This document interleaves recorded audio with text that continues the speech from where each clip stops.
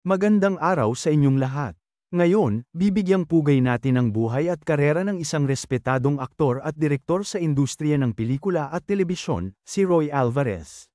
Samahan niyo ako sa paglalakbay mula sa kanyang kabataan, pag-angat sa industriya, hanggang sa kanyang huling mga taon. Tunghayan natin ang kanyang mga naiambag sa sining at entertainment na hinding-hindi malilimutan. Si Leandro Delantar Alvarez, na mas kilala bilang Roy Alvarez, ay isinilang noong ika-23 ng Marso taong 1950 sa Pagbilao, Quezon. Lumaki siya sa isang pamilyang may likas na hilig sa sining at kultura. Bata pa lamang ay nahilig na si Roy sa pag-arte at pagsusulat, na nagdala sa kanya sa mga school plays at iba pang mga pagtatanghal sa kanilang komunidad. Nag-aral siya sa Philippine High School for the Arts at sa University of the Philippines, kung saan pinag-aralan niya ang teatro at pelikula.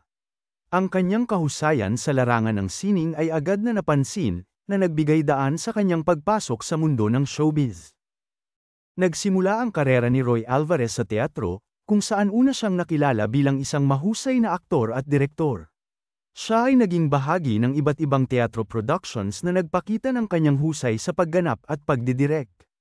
Ang kanyang paglipat sa telebisyon at pelikula noong dekada 80 ay nagbigay sa kanya ng mas maraming oportunidad na ipakita ang kanyang talento sa mas malawak na audience.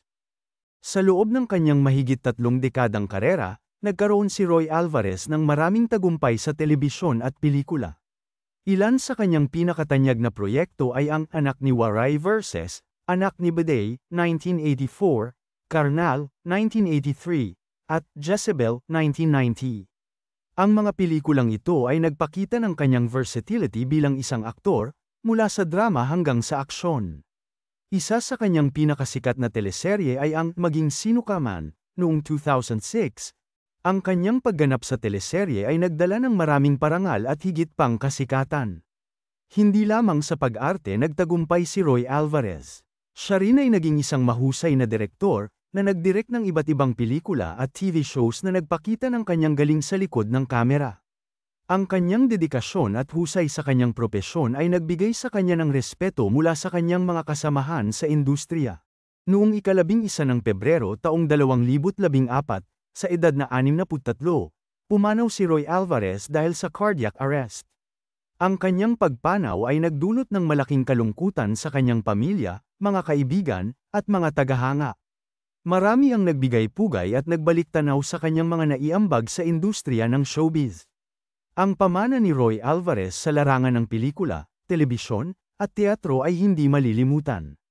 Ang kanyang mga proyekto at mga aral sa buhay ay patuloy na nagbibigay inspirasyon sa mga susunod na henerasyon ng mga artista at direktor. Siya ay isang tunay na alamat na nag-iwan ng malaking marka sa kasaysayan ng entertainment sa Pilipinas. At diyan nagtatapos ang ating pagtalakay sa buhay at karera ni Roy Alvarez. Isa siyang tunay na bituin sa mundo ng pelikula, telebisyon, at teatro. Maraming salamat sa inyong panunood. Huwag kalimutang mag-subscribe at i-click ang notification bell para sa mga susunod naming video. Hanggang sa muli, dito lang yan sa Pinoy Wisdom.